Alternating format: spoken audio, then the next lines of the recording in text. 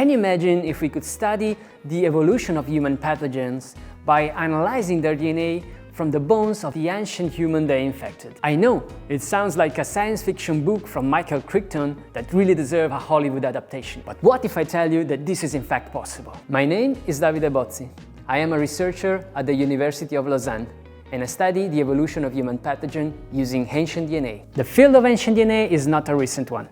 Already in the 80s, people were studying ancient animals, including extinct species, archaic humans, and microorganisms. However, these initial efforts were mostly focusing on detecting ancient DNA or studying few specific genes. In the last 15 years, novel methods and technologies have made it possible to study the entire genome of a long-dead living organism, including ancient human pathogens. You might be wondering how this is possible. When a pathogen infects an individual, it multiplies through asexual reproduction and it colonizes specific tissue in the body. This is what is called tissue tropism. This tissue tropism can change depending on the pathogen, but some of them can colonize the bones or spread throughout the body using the bloodstream. As an individual dies, traces of the infection can persist through time in the form of DNA at the site where the pathogen was active.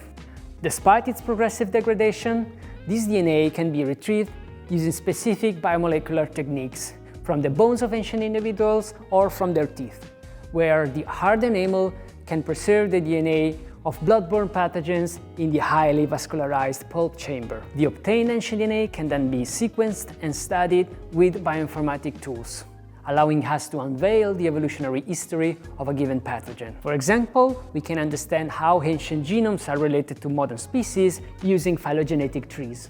But why is this useful? Can't we just study evolution by comparing modern genomes? Well, there are a few advantages in including ancient genomes in this kind of analysis. Ancient DNA, a bit like fossils, provides snapshots into the past. It gives us clues about how a given species looked like at some point in time from a genetic perspective. It can tell us when specific genomic features first evolved, such as genes involving pathogenicity, transmission mode, or host adaptation. It can help us also timing evolutionary events, such as the emergence and diversification of infectious diseases, or unveil extinct clades. If we look at the pathogens today, we might notice it presents a specific biogeographic distribution. Yet, this can change through time following population movements, commercial routes, or in the wake of war. Ancient DNA can tell us more about this movement through space and time. So, infectious diseases have been major players throughout human history and prehistory, and they remain a human health concern nowadays. There is a lot that we can learn using ancient DNA about them and their interaction with us, humans.